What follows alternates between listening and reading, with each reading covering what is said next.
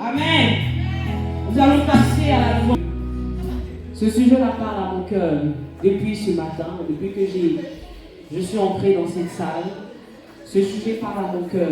La Bible dit en Joël 2, je répandrai de mon esprit sur toute chair. Alléluia. Bien-aimé, chacun a son poste. Est-ce que chacun a son poste ici? Est-ce que chacun a son poste?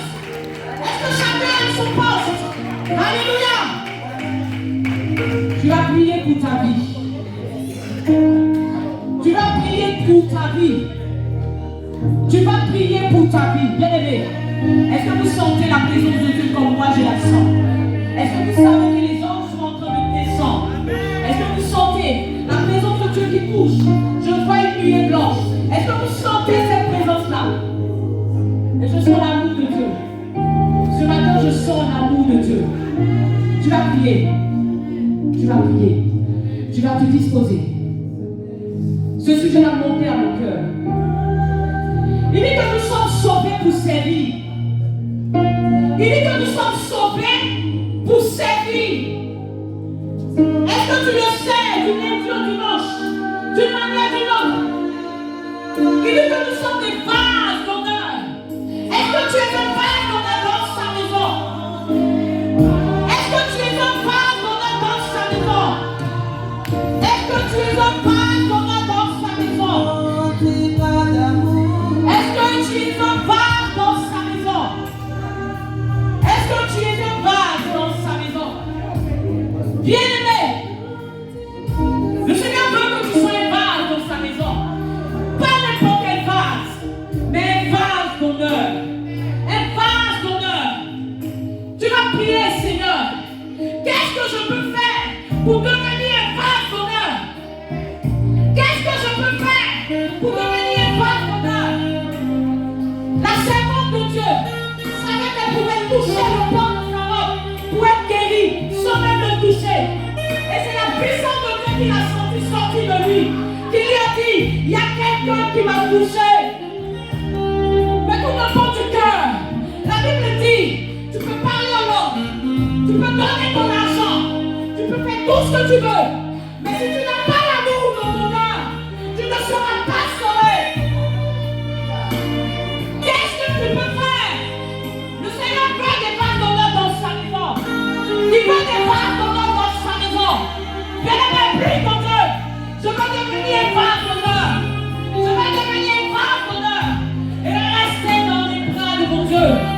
Et rester connecté à toi. Seigneur, si c'est mon argent qui doit parler, que mon argent parle. Si c'est ma vie qui doit parler, si c'est ma foi qui doit parler, si c'est mon ministère qui doit parler, si c'est dans mon travail, Seigneur, que je travaille pour toi, que je travaille pour toi, que je travaille pour toi. Père, tu dis que nous sommes le sel de la terre. Jésus, je veux avoir un goût. Je veux avoir un goût. Je ne veux pas partir sans te servir. Je ne veux pas partir sans te servir. Je veux être un vase d'honneur. Un vase d'honneur. Un vase d'honneur.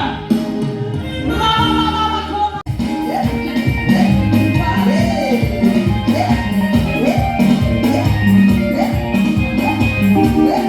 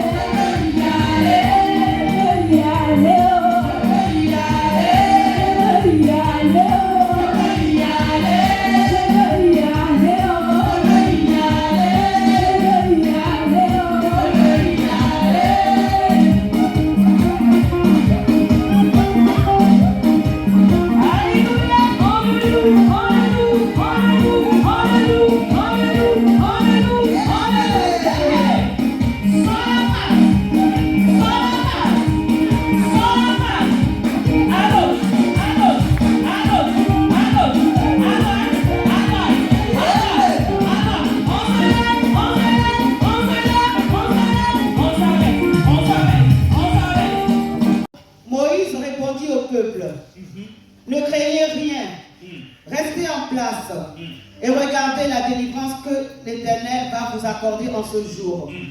Car les Égyptiens que vous voyez aujourd'hui, vous ne les voyez plus, vous ne les verrez plus jamais. L'Éternel combattra pour vous et vous garderez le silence. L'Éternel dit à Moïse, pourquoi ces cris? Parle aux enfants d'Israël et qu'ils marchent. Toi, lève ta verge, étends ta main sur la mer et fends-la. Et les enfants d'Israël entreront au milieu de la mer à sec. Et moi, je vais endurcir le cœur des Égyptiens pour qu'ils entrent après eux. Et Pharaon et toute son armée, ses chars et ses cavaliers feront éclater ma gloire. Verset 18. Et les Égyptiens sauront que je suis l'Éternel quand Pharaon, ses chars et ses cavaliers auront fait éclater ma gloire. Verset 19. L'ange de Dieu qui allait devant le camp d'Israël partit et alla derrière eux.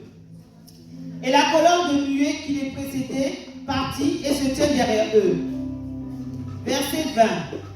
Elle se plaça entre le camp des Égyptiens et le camp d'Israël. Cette nuée était ténébreuse d'un côté et de l'autre elle éclairait la nuit. Et les deux camps n'approchaient point l'un de l'autre pendant toute la nuit. Verset 21. Moïse étendit sa main sur la mer, et l'Éternel refoula la mer par un vent d'Orient qui souffla avec impétuosité toute la nuit. Il mit la mer à sec et les eaux se fendirent. Verset 22. Les enfants d'Israël entraient au milieu de la mer à sec et les eaux formaient comme une muraille et leur droite à leur gauche. Les Égyptiens les poursuivirent et tous les chevaux de Pharaon, ses chars et ses cavaliers entraient après eux au milieu de la mer. Verset 24. À la veille du matin, l'Éternel de la colonne de feu et de nuée regarda le camp des Égyptiens et mit en désordre le camp des Égyptiens. Verset 25. Il ôta les roues de leurs chars et en rendit la marche difficile. Les Égyptiens dirent alors, fuyons devant Israël, car l'Éternel combat pour lui contre les Égyptiens. L'Éternel dit à Moïse, étends ta main sur la mer, et les eaux reviendront sur les Égyptiens, sur leurs chars et sur leurs cavaliers. Moïse étendit sa main sur la mer, et vers le matin, la mer reprit son impétuosité, et les Égyptiens s'enfuirent à son approche. Mais l'Éternel précipita les Égyptiens au milieu de la mer. Les eaux revinrent et couvrirent les chars, les cavaliers et toute l'armée de Pharaon qui était entrée dans la mer après les enfants d'Israël, et il n'en échappa pas un seul. Mais les enfants d'Israël marchèrent à sec au milieu de la mer, et les eaux formaient comme une muraille à leur droite et à leur gauche. Verset 30. En ce jour, l'Éternel délivra Israël de la main des Égyptiens. Et Israël vit sur le rivage de la mer les Égyptiens qui étaient morts. Verset 31. Verset 31. Israël vit la main puissante de l'Éternel que l'Éternel avait dirigée contre les Égyptiens. Et le peuple craignit l'Éternel. Et il crut en l'Éternel et en Moïse, son serviteur. Amen. Amen. Gloire à Dieu. Amen. Et c'est comme ça que Moïse fut élevé. Mais bien aimé, c'est une affaire de lien, c'est une affaire aussi de sang. Amen. Tu peux être quelque part pour un temps, mais tu ne peux être quelque part pour tout le temps. Voilà pourquoi la Bible dit aussi longtemps que l'héritier demeure enfant, il ne diffère rien de l'esclave. Devenu grand à l'âge de 40 ans, il a dit non, moi je ne peux plus demeurer dans cet endroit, même si je suis à l'aise. Le problème aujourd'hui de nous les chrétiens, quand nous sommes quelque part et que tout va bien, on oublie ou même on refuse de s'exercer sur le plan spirituel pour pouvoir avancer. Voilà pourquoi le diable est aussi la verge de Dieu. Comme Nebuchadnezzar, lui, fut la verge de Dieu en son temps. Parce que quand tout va bien chez nous les chrétiens, on ne cherche pas Dieu. Bien aimé, on ne cherche pas Dieu parce qu'on est dans le besoin. Amen. On ne cherche pas Dieu parce qu'on a une situation. Amen. On ne cherche pas Dieu parce qu'il y a des épreuves. Amen. On ne cherche pas Dieu parce qu'il y a des difficultés. Amen. Mais on cherche Dieu parce qu'il est notre créateur. Amen. Le roi des rois. Amen. Le Seigneur des seigneurs. Amen. Amen. Alléluia. Voilà pourquoi nous cherchons Dieu. Amen. C'est pas parce qu'on ne vient pas à l'église parce qu'on a un besoin. Amen. Mais on vient à l'église parce qu'on reconnaît que Dieu nous a créé à son image et à son exemple. Et ce que nous devons le faire, Amen. c'est de l'adorer en esprit et en vérité. Amen. On ne vient pas à l'église pour une guérison. On ne vient pas à l'église pour un travail. Amen. Parce que même l'hôpital, là-bas, ils soignent et puis les gens guérissent. C'est ça.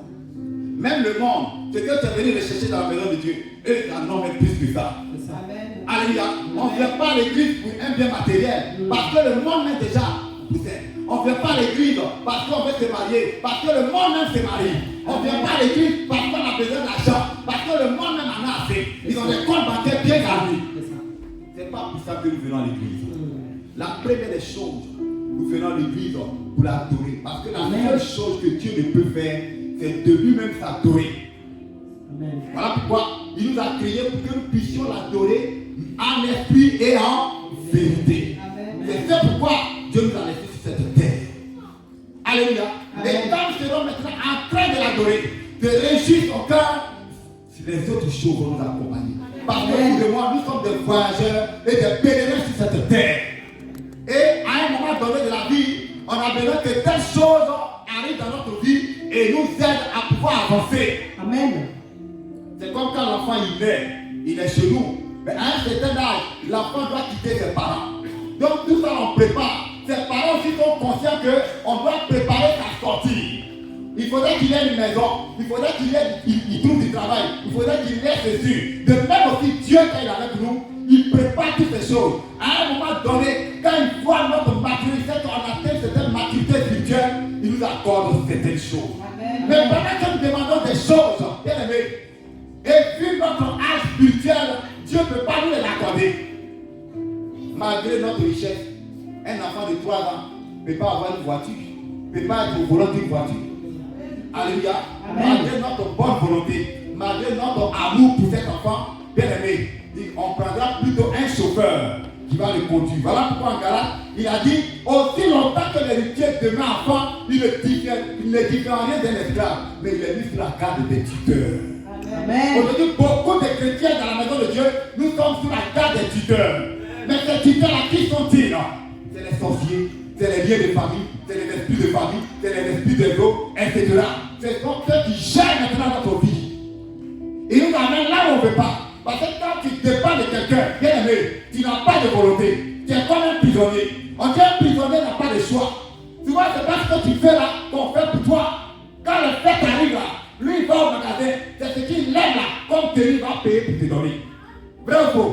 Mais quand toi-même tu deviens responsable, tu es responsable de toi-même. Quand tu vas au magasin, tu vas dans une boutique, c'est ce que tu veux là, c'est ce que tu aimes là, que tu perds, et puis tu mets, tu prends. C'est ce que tu veux manger là que tu manges. Mais quand tu es chez quelqu'un, c'est ce que le père de famille décide là, c'est ce que toi, tu dois manger. Et ce n'est pas de l'Europe ici comment ça se passe. Mais en Afrique, c'est comme ça que ça se passe. C'est ce que le Père veut là. On prépare. C'est ce que tout le monde va manger. Alléluia. Amen. Gloire à Dieu. Amen. Et Moïse, arrivé à l'âge de 40 ans, il a vu un Égyptien et un Hébreu qui se bagarraient. Et il a intervenu. Il a tué l'Égyptien. L'affaire est arrivée aux yeux, à l'oreille du Pharaon. En tant que prince, si vraiment c'était son sang, comme on le dit, c'était une partie de lui-même, il pouvait tolérer. Le bois va beau durer dans l'eau, il ne deviendra jamais caïman. Voilà pourquoi, bien aimé, tu peux t'allier avec des païens, mais il faut savoir t'allier avec eux. Parce que n'oublie pas que eux, ils appartiennent à un autre Dieu. Alléluia. Ils ont une autre identité. Toi, tu as ton identité. Tu vas beau faire avec eux, mais il faut savoir que vous avez des limites. Parce qu'ils ne pourront pas te défendre jusqu'au bout. Mais aujourd'hui, qu'est-ce que nous trouvons dans la maison de Dieu? Même entre nous les chrétiens, on n'arrive pas à se défendre jusqu'au bout. Alléluia. La meilleure ou la vraie famille, c'est la famille chrétienne. Parce que vous et moi, si nous mourons dans le Seigneur, nous allons nous retrouver au ciel. Ça veut dire que ta famille là, si elle ne meurt pas dans le Seigneur, tu ne vas pas les retrouver au ciel là-bas. Donc ta première famille sur la terre, c'est d'abord la famille chrétienne. Mais ça ne veut pas dire qu'il faut négliger, il faut ignorer ta famille biologique. Ce n'est pas de ça qu'il est question. Mais ta vraie famille, elle est d'abord spirituelle. Donc Moïse a vu que c'était une affaire de sang. C'est vrai qu'il avait des privilèges dans le palais. Bien aimé, quand tu ne sais pas que tu as les privilèges, mais n'oublie pas d'où tu es quitté. Ne réunis jamais tes origines. Parce que tu vas te rattraper un jour. C'est vrai que ici tu es en France. Mais bien aimé, n'oublie pas tes origines. La preuve n'est pas les mêmes privilèges. Tu peux avoir la même nationalité. On t'appelle français. Est-ce que vous avez les mêmes privilèges? Alléluia. Je ne dis pas ça pour... Je parle sur le plan spirituel. Ça veut dire que même quand tu es sur la terre, bien aimé, tu n'as pas les mêmes privilèges. Parce que toi, tu es du royaume céleste. Eux, ils sont du royaume terrestre. Donc ta manière de faire, alléluia, doit différer de ce qu'eux font. Tu ne dois pas te comporter comme tu es de ce monde. Tu es dans ce monde, mais tu n'es pas de ce monde. Donc Moïse se comportait comme une personne qui était en Égypte, oui, mais il n'était pas pour l'Égypte. Parce qu'en son temps, pour mieux être instruit, il fallait être en Égypte. C'est là-bas qu'est née l'écriture. 3000 ans avant Jésus-Christ, si je me rappelle bien. Alléluia. Donc pour instruire quelqu'un qui va aller délivrer son peuple, il faut qu'il ait de la connaissance. Mais c'est auprès de qui vont l'instruire. Dieu a fait exprès pour qu'il soit en Égypte. Et même dans la maison des pharaons. Pour mieux, parce que bien aimé, quand tu ne t'approches pas de quelqu'un, tu ne peux pas mieux le comprendre, mieux le connaître. Alléluia. Pour pouvoir aussi mieux le combattre. Voilà pourquoi de temps en temps, il faut aussi connaître le cas adverse. Si un sorcier veut venir loger avec toi, voilà pourquoi il faut être aussi spirituel. S'il veut venir dormir avec toi, il faut l'inviter, il faut l'accepter, qu'il vienne dormir. Alléluia. Mais toi, ton problème, mon problème, non, c'est qu'ils ne sont pas spirituels. Parce que quand tu es spirituel là, même quand il vient là, il voit dedans, il voit dans le film. Il sait qui tu es. Il connaît ta capacité de frappe, ta force de frappe, il connaît tout. Amen. Tu n'as pas passé tout ton temps à fuir un sorcier. C'est vrai qu'il y a des fois Dieu peut permettre que tu t'éloignes d'eux. Mais il y a des fois, pour faire éclater sa gloire, lui-même t'amène dans le camp. Ou alors lui-même, il fait expressément, il les fait venir chez toi. Pour qu'il voie sa puissance se manifester. Pour qu'il sache que Dieu vraiment tu adores. Amen. Un temps, il peut te dire, je t'interdis d'aller chez toi au village.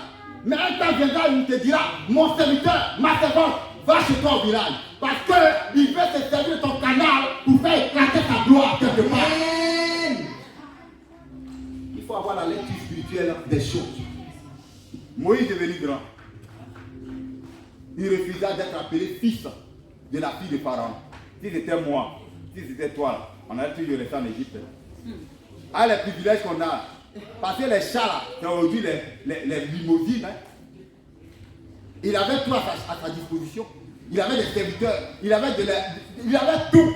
Si c'était toi là, comme on dit, nos parents là, ils quittent là-bas, quand ils viennent là même là. Eux-mêmes, ils ont dépassé les blancs. C'est que même les blancs ici là, aux blancs, eux ne font pas là. C'est ce qu'ils font. Ils sont toujours prêts à maltraiter leurs semblables. On voit ça ici. Alléluia. Même parmi, au rang des sœurs là même, il y a des chrétiens. Il y a des responsables, même des pasteurs. Parce que ici, les pasteurs d'autres travaillent. Ton frère arrive, au lieu de l'aider, tu oublies que vous êtes même chose là. Même s'il y a longtemps que tu es ici, ça fait 1000 ans que tu es ici, tu as la nationalité, mais il faut savoir que c'est l'autre qui arrive. Alléluia. Amen. Souvent, même c'est nous-mêmes qui sommes le problème.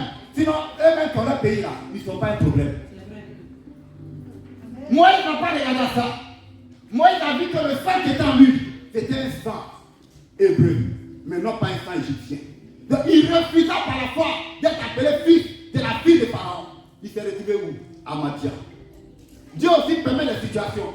Quand Dieu te dit pas d'un lieu à un autre, parce que moi je veux faire éclater ma gloire. Si Dieu t'a réellement parlé et que tu veux négocier avec Dieu, tu veux résister à la parole de Dieu, Dieu même va te mettre dans une situation non, où toi-même là, tu ne vas pas t'en sortir. Une situation de pauvre, une situation vraiment chaotique. Et puis toi, tu as fui maintenant de là. Moïse s'est retrouvé à Mandia. Après 40 ans, il avait 80 maintenant. Oui, Dieu a vu qu'il n'avait plus la force. Il dit maintenant, va délivrer mon peuple. Je t'envoie. Dans cela, Moïse va dire, mais qui suis-je? Je connais Pharaon. Bien aimé, quand on pense qu'on a la force, on a la puissance, on a la vigueur, on est intelligent, on a les sous, Dieu nous laisse.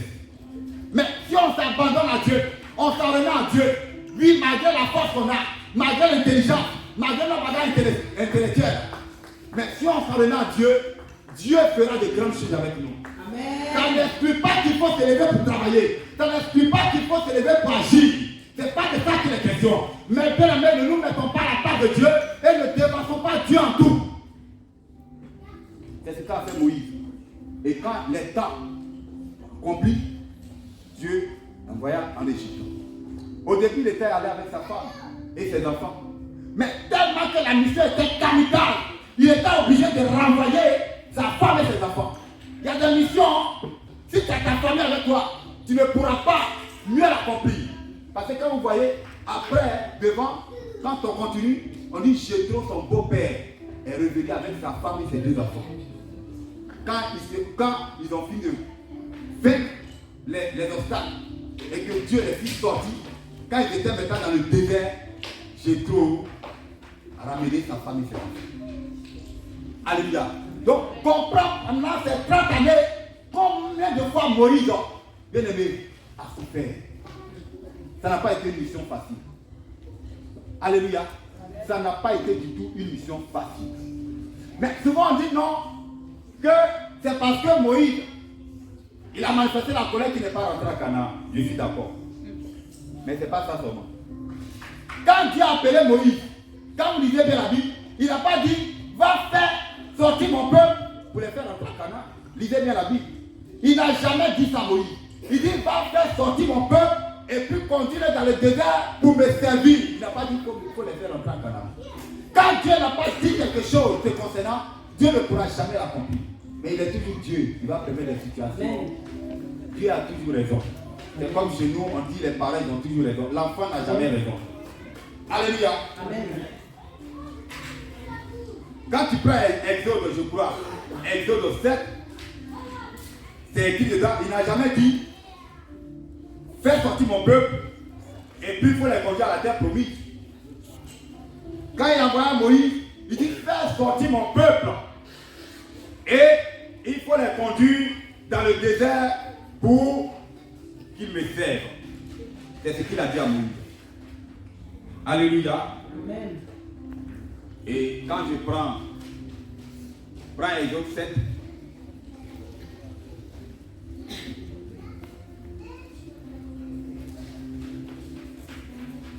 prends Exode 7,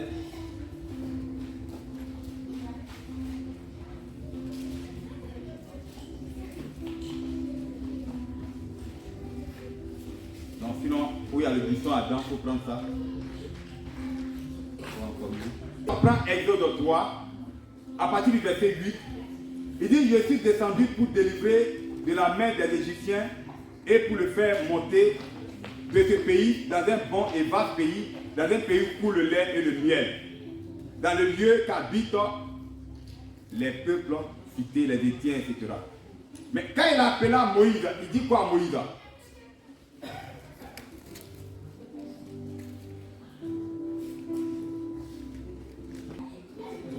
Oui. Maintenant, oui. Va, je t'enverrai auprès de Pharaon, oui. Et tu feras sortir d'Égypte mon peuple, les enfants d'Israël. Alléluia. Moïse dit à Dieu, oui. Qui suis-je pour aller vers Pharaon, oui. Et pour faire sortir d'Égypte les enfants d'Israël? C'est ça. Dieu dit, je serai avec toi, oui, et ceci sera pour toi le signe que c'est moi qui t'envoie. Oui. Quand tu auras fait sortir d'Égypte le peuple, vous servirez Dieu sur cette montagne. Moïse dit à Dieu, voilà. J'irai donc vers les enfants d'Israël et je leur dirai, le Dieu de vos pères m'envoie vers vous. Amen. Est-ce que là il a dit que faire sortir mon peuple pour les conduire à Canaan. Quand vous lisez même tout ça, ce n'est pas mentionné que Moïse devait faire sortir le peuple à Canaan. Quand nous lisons, faisons beaucoup attention. C'est vrai, on voit la colère de Moïse. Mais Dieu n'a pas dit que Moïse allait faire rentrer le peuple à Canaan. Il dit, fais sortir mon peuple et puis conduis-le dans le désert pour me servir. C'est tout ce que Dieu a dit à Moïse. C'était sa mission, ça. Donc, si Dieu nous confie une mission, si Dieu t'a pas confié une mission, tu vas beau forcer, tu ne pourras jamais la